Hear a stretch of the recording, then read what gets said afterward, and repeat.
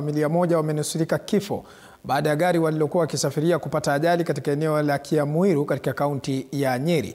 Gari hilo lilivunja chuma na kubingiria huku ikiwajeruhi vibaya watu watatu ambao sasa wamelazwa katika hospitali ya rufaa ya Nyeri. Kamanda wa polisi wa Nyeri Andrew Mbogo amesema watu hao walikuwa wakielekea katika mazishi ya jamaa wao walipokumbwa na mkasa huo. Amefafanua kuwa uchunguzi umeanzishwa kubaini chanzo cha ajali hiyo. Gari kuanguka kwa shamba, lakini watu wameumia zaidi.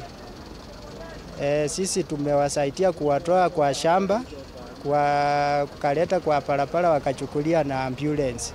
Ili katika hiyo shaft yake, baada kukatika ikainua gari juu. Gari ikaegemea pande ya kushoto na ndio ikaweza kuumiza wale walikuwa ndani. Watatu wamepata majeraha makubwa na wengine wamepata majeraha madogo madogo. Wale wako hospitali ni hao watatu, wengine wamekuwa discharged.